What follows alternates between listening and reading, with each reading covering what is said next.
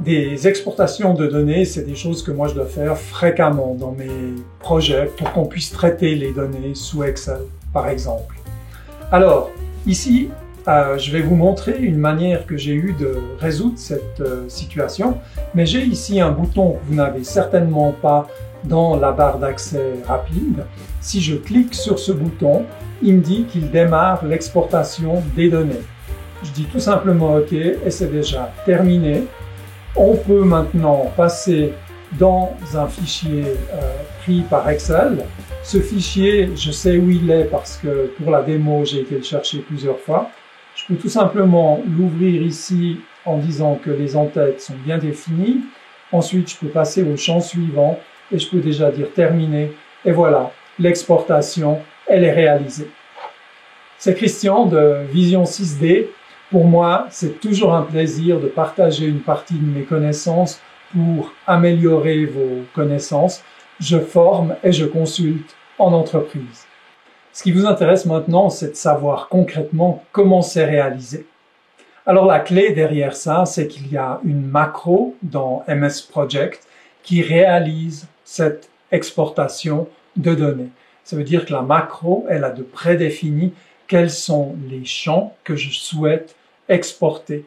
Et le bouton qui est ici dans MS Project, lui, il déclenche la réalisation ou l'exécution de la macro. Cette macro, ce qu'elle fait, c'est qu'elle exporte ces champs prédéfinis dans un fichier texte, dans un répertoire de données. Et d'un autre côté, j'ai Excel, et ce que je fais, c'est que je viens importer les données à partir de ce fichier texte en spécifiant dans Excel quel est donc le format. Donc maintenant, ce qui vous intéresse, c'est concrètement comment est-ce qu'on réalise ça, et c'est ce qu'on va voir.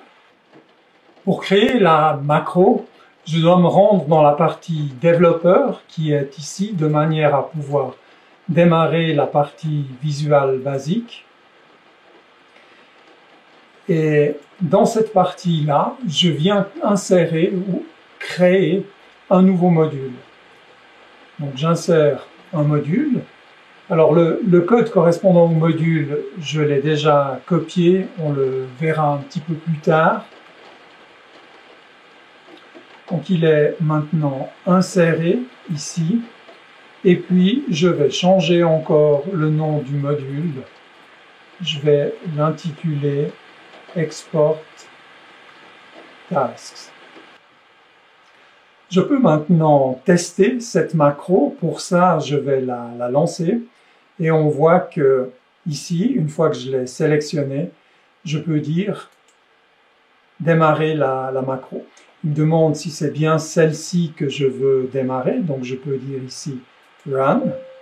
Et ce que j'ai fait dans cette macro, c'est pour faciliter la compréhension, c'est que j'ai mis des fenêtres modales. Une première, lorsqu'on démarre l'exécution, de manière à ce qu'on puisse le voir et que je puisse faire mes commentaires. Mais à partir du moment où je vais dire OK ici, l'exportation se réalise. Alors, j'ai réalisé l'exportation et ce qui est important de comprendre et de retenir, c'est que ça a été réalisé et ça a été réalisé à 18h39. Et ici, on voit bien dans le répertoire dans lequel a été exporté le fichier que ça s'est bien réalisé à 18h39. J'ai ouvert Excel et puis je vais ici dans Fichier et comme je suis en démo et que je l'ai ouvert plusieurs fois, j'ai le lien directement du fichier. Donc, j'ouvre l'importation. On voit que le fichier est reconnu comme étant délimité. Je lui précise encore que j'ai des entêtes dans les données. C'est ce qui se trouve sur la première ligne ici en haut. Et puis, on peut passer au point suivant. Le point suivant, on voit qu'il a déjà structuré les enregistrements. Il a reconnu l'unique ID. Ensuite, l'identité de la tâche, le nom, la durée, la date de début, date de fin, prédécesseur, successeur, le nom des ressources, et puis on verra que j'ai encore ajouté quelques éléments qui vont permettre de faire le suivi d'un projet, c'est-à-dire le pourcent complet, le pourcent physique complet, la date actuelle de départ, la date actuelle de fin, le travail, ainsi que le nombre actuel d'heures travaillées. Alors, c'est séparé par la tabulation, ça c'est mon code qui l'a demandé, et je peux donc passer maintenant à l'étape suivante qui nécessite rien de plus à préciser. Donc à partir de là, je peux dire terminé, et on voit effectivement que Excel a bien lu toutes ces données qui sont exportées depuis MS Project. Ce que je dois faire, c'est maintenant ajouter le bouton dans MS Project. On a donc la macro qui est prête, on a vérifié son fonctionnement en ouvrant le fichier après une exportation. Donc, du point de vue de son fonctionnement, on a tout qui est bon. Donc maintenant, pour créer un bouton, je viens ici dans la partie fichier et je descends dans les options. Parmi les options, je vais ajouter mon bouton à la barre d'accès rapide. Donc je choisis ça. Et ici en haut, on peut choisir d'ajouter des commandes qui sont populaires, ou on va voir que c'est là que c'est intéressant, on va pouvoir ajouter des macros. Et ici, j'ai ma macro, qui est celle que je viens de créer ici, et je vais l'ajouter. À partir de ce point-là, je vais dire OK, et on peut voir ici en haut ce bouton qui est venu s'ajouter.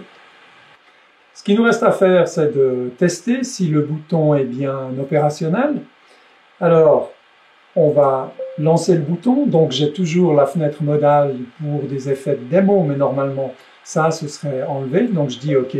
Et on voit que ça a été exporté. Je peux maintenant passer de nouveau à Excel. Je vais aller ouvrir le fichier. On va lui dire qu'on a les en-têtes.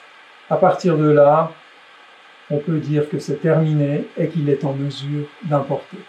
Donc on a bien ce transfert qui est automatisé des données vers un fichier lisible par Excel.